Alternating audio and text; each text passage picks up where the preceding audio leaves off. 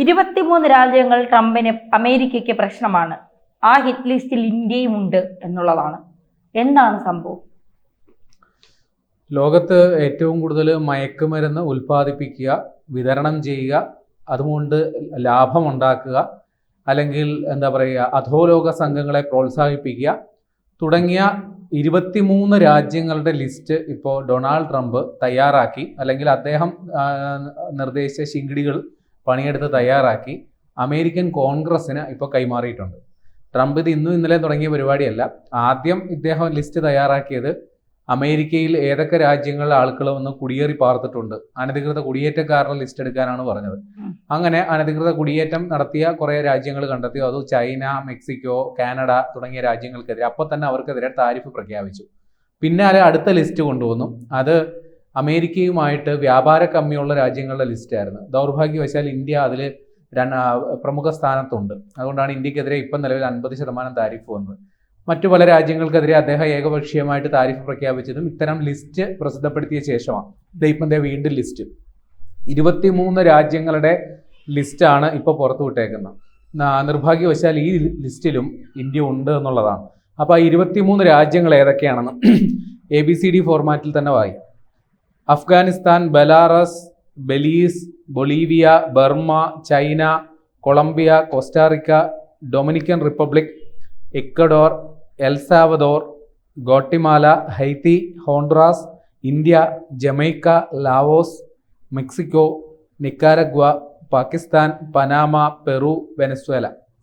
ഇങ്ങനെ 23 രാജ്യങ്ങളാണ് ട്രംപിൻ്റെ പട്ടികയിൽ ലോകത്ത് ഏറ്റവും കൂടുതൽ മയക്കുമരുന്ന് ഉൽപ്പാദിപ്പിക്കുക. മയക്കുമരുന്ന് വെച്ചാൽ നമ്മളിപ്പോൾ കാണുന്നത് പോലെ, അല്ലെങ്കിൽ സിനിമയിലൊക്കെ കാണുന്നത് പോലെ മറ്റേ ബ്രൗൺ ഷുഗറോ കൊക്കൈനോ ഉണ്ടാക്കുന്നതെന്നല്ല കവി ഉദ്ദേശിക്കുന്നത്. അതായത് ഈ നമ്മുടെ മരുന്നുകൾ തന്നെ ഉണ്ടല്ലോ, ചില മരുന്നുകൾ അതിൻ്റെ ചില കെമിക്കൽ കോമ്പൗണ്ടുകൾ അത് അങ്ങോട്ടും ഇങ്ങോട്ടൊക്കെ ഒന്ന് മാറ്റി ഉപയോഗിച്ച് അത് ലഹരി വസ്തുവായിട്ട് മാറും.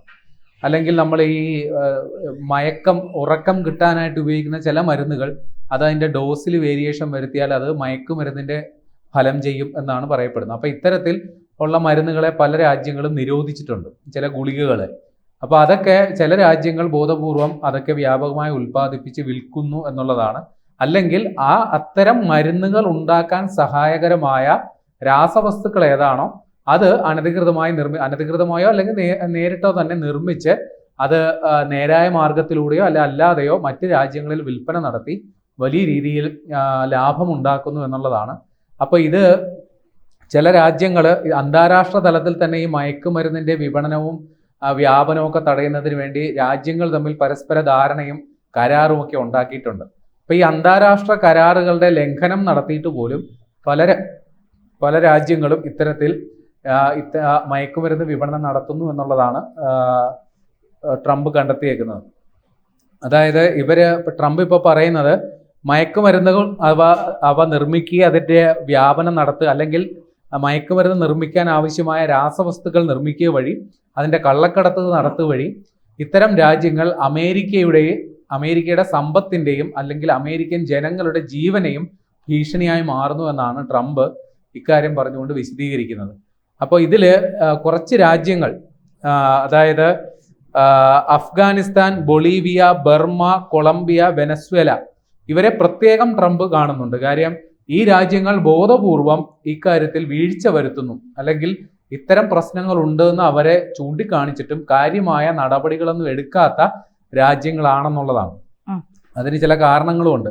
ഒന്നെങ്കിൽ ഭൂമിശാസ്ത്രപരം, അല്ലെങ്കിൽ വാണിജ്യപരം, അല്ലെങ്കിൽ സാമ്പത്തികപരമായ കാര്യങ്ങൾ കൊണ്ട് പല രാജ്യങ്ങളും ഇക്കാര്യങ്ങളിൽ, അതായത് ഈ മയക്കുമരുന്നിൻ്റെ ഉൽപ്പാദനവും വിപണനവും നടത്തുന്നുണ്ട്. ഇനി രാജ്യങ്ങൾ ഇവക്കെതിരെയൊക്കെ നടപടി എടുക്കുന്നുണ്ട്. ഇപ്പോൾ ഔദ്യോഗിക തലത്തിൽ തന്നെ രാജ്യങ്ങൾ ഇത്തരം സംഗതികൾക്കെതിരെ നടപടി എടുക്കുന്നുണ്ട് എങ്കിൽ പോലും നേരത്തെ പറഞ്ഞ ഭൂമിശാസ്ത്രപരമായ പ്രശ്നങ്ങൾ കൊണ്ടോ അല്ലെങ്കിൽ സാമ്പത്തിക ലാഭം നേരിട്ടുകൊണ്ടോ പലരും അനധികൃതമായി ഈ രാജ്യങ്ങളിൽ നിന്നും മയക്കുമരുന്ന് വ്യാപനം നടത്തുന്നു എന്നുള്ളതാണ്. പിന്നെ ഈ നേരത്തെ പറഞ്ഞ രാജ്യങ്ങളുണ്ടല്ലോ, അതായത് Afghanistan, Bolivia, Burma, Colombia, Venezuela, ഈ രാജ്യങ്ങളൊക്കെ കഴിഞ്ഞ 12 മാസം, അതായത് കഴിഞ്ഞ 1 വർഷമായിട്ട് ഈ അന്താരാഷ്ട്ര മാനദണ്ഡങ്ങളുണ്ടല്ലോ, അന്താരാഷ്ട്ര ധാരണകൾ, ഇത് കാര്യമായി പാലിക്കാനോ നടപ്പാക്കാനോ കാര്യമായ നടപടികളൊന്നും എടുത്തിട്ടില്ല എന്നാണ് ട്രംപ് ഭരണകൂടം കണ്ടെത്തിയേക്കുന്നത്. ഇനി ചൈനയെ പേരെടുത്ത് പരാമർശിക്കുന്നുണ്ട് ട്രംപ്. ചൈനയാണത്ര ഈ അന്താരാഷ്ട്ര തലത്തിൽ ഈ മയക്ക് ഗുളികകൾ അല്ലെങ്കിൽ അത്തരം രാസവസ്തുക്കൾ നിർമ്മിക്കാൻ ആവശ്യമായ കമ്പോണൻസ് വ്യാപകമായി സപ്ലൈ ചെയ്യുന്ന രാജ്യം അത് ചൈനയാണെന്നുള്ളതാണ് ട്രംപിന്റെ കണ്ടെത്തൽ. ഇപ്പൊ ചൈന ഈ ഫെറ്റമിൻ എന്ന് പറയും, മെത്തഫെറ്റമിൻ, അത് ഈ മെത്തെന്നാണ് ഈ ചിലർ ഈ ന്യൂജൻ മെത്തെന്നതിനെ വിളിക്കുള്ളൂ. പിന്നെ അത് ലഹരി വസ്തു. കുറുക്കി പറഞ്ഞ ഈ കഴിഞ്ഞ ഇടയിലൊരു തമിഴ് സിനിമ വന്നായിരുന്നല്ലോ, വിക്രം എന്നും പറഞ്ഞു. അതിൻ്റെ അകത്ത് വിജയ് സേതുപതി പല്ലിൻ്റെ ഇടയിൽ കുത്തിവെക്കുന്ന ഒരു സാധനമാണ്. അതാണ് ഈ മെത്ത് എന്ന് ഉദ്ദേശിക്കുന്നത്. എന്തോ ആയിക്കോട്ടെ, അത് തന്നെയാണോ എന്ന് എനിക്കറിയില്ല. മെത്താണെന്നാണ് അതിനെ പറ്റി മനസ്സിലാക്കിയവർ പറയുന്നത്. പിന്നെ നിറ്റസെൻസ് എന്ന് പറയുന്ന ഒരു സംഗതി. അപ്പൊ ഇതൊക്കെ ലഹരി വസ്തുക്കളാണ്. അപ്പൊ ഇതിൻ്റെയൊക്കെ നിർമ്മാണത്തിന് ആവശ്യമായ രാസവസ്തുക്കൾ വ്യാപകമായി നിർമ്മിച്ച് ആഗോളതലത്തിൽ വിതരണം ചെയ്യുന്ന പ്രധാന സംഗതി അത് ചൈനയാണ്. ഇത്തരക്കാർക്കെതിരെ ചൈന യുക്തിസഹമായ നടപടി ഉടൻ എടുക്കണമെന്നും ട്രംപ് ആവശ്യപ്പെടുന്നു. ഇത്തരക്കാരെ നിയമത്തിന് മുന്നിൽ കൊണ്ടുവരാൻ നടപടി എടുക്കണമെന്നും പറയുന്നു. പിന്നെ ട്രംപ് പേരെടുത്ത് പരാമർശിക്കുന്നത് അഫ്ഗാനിസ്ഥാനെയാണ്. നമുക്കറിയാമല്ലോ, അഫ്ഗാനിസ്ഥാൻ ഇപ്പോൾ താലിബാൻ ഭരണകൂടത്തിൻ്റെ കീഴിലാണ്. ഒരു മതപരമായി തന്നെ ഈ ലഹരി വസ്തുക്കളുടെ ഉൽപാദനവും വ്യാപനവും വിലക്കുന്ന ഒരു രാജ്യമാണ്. എന്നിട്ട് പോലും ആ രാജ്യത്ത് നിന്ന് വലിയ രീതിയിൽ ലഹരി വസ്തുക്കൾ അന്താരാഷ്ട്ര മാർക്കറ്റിൽ എത്തുന്നു. പ്രത്യേകിച്ച് ഈ മെത്തെന്ന് പറയുന്ന സാധനം അത് അഫ്ഗാനിസ്ഥാനിൽ വ്യാപകമായി ഉൽപ്പാദിപ്പിക്കപ്പെടുന്നു. അത് വിറ്റ് അതിൻ്റെ പണം പല ക്രിമിനൽ സംഘങ്ങളുടെയും കയ്യിലേക്ക് പോകുന്നു, അല്ലെങ്കിൽ ഭീകരവാദ സംഘടനകളുടെ കയ്യിലേക്ക് പോകുന്നു. അവർ വലിയ രീതിയിൽ ഇത്തരത്തിൽ ലഹരി വസ്തുക്കളുടെ വിപണനം മറ്റും ഉപയോഗിച്ച് അല്ലെങ്കിൽ അതിൻ്റെ കടത്തു വഴി പണം ഉണ്ടാക്കി ക്രിമിനൽ സംഘങ്ങളുടെ പ്രവർത്തനങ്ങൾക്കും ഭീകരവാദ പ്രവർത്തനങ്ങൾക്കും വേണ്ടി ഫണ്ട് ചെയ്യുന്നു എന്നുള്ളതാണ്. എന്തുകൊണ്ട് ട്രംപ് ഇത്തരത്തിൽ ഈ ലഹരി മരുന്നിനെതിരെ തിരിഞ്ഞു എന്നുള്ളതിന് ഒരു ഉത്തരമുണ്ട്.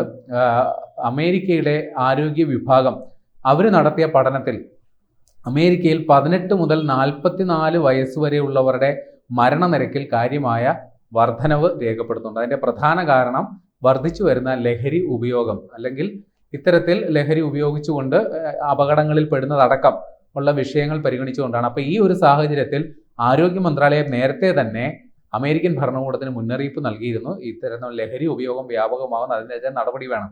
ഇപ്പോൾ ഇതനുസരിച്ചാണ് ഇപ്പോൾ ട്രംപ് ഇത്തരം 23 രാജ്യങ്ങളുടെ പേരെടുത്ത് പരാമർശിച്ചുകൊണ്ട് ഒരു ലിസ്റ്റ് തയ്യാറാക്കി വിട്ടേക്കുന്നത്. നിർഭാഗ്യവശാൽ അതിൽ ഇന്ത്യയും കൂടെ, ഇപ്പോൾ ഇന്ത്യയുടെ സഖ്യകക്ഷിയായ ചൈനയും അതിലുണ്ട് എന്നുള്ളതാണ്.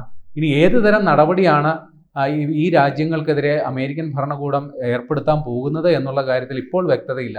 നിലവിലൊരു ലിസ്റ്റ് മാത്രമാണ് പുറത്തു വന്നിരിക്കുന്നത്. ഒരു പക്ഷേ ഈ രാജ്യങ്ങൾക്കൊരു മുന്നറിയിപ്പ് എന്ന സ്വഭാവത്തിലായിരിക്കാം ട്രംപ് ഭരണകൂടം ഇത്തരത്തിലൊരു ലിസ്റ്റ് പുറത്തുവിട്ടത്. ഒരു പക്ഷേ ഇതുമായി ബന്ധപ്പെട്ട് ഈ രാജ്യങ്ങൾ നടപടി ഉണ്ടായില്ലെങ്കിൽ ട്രംപ് അയാളുടെ സ്ഥിരം പരിപാടിയായ താരിഫ് യുദ്ധം ഈ രാജ്യങ്ങൾക്കെതിരെയും പ്രഖ്യാപിക്കുമോ ഇല്ലയോ എന്നുള്ളത് കണ്ടറിയണം.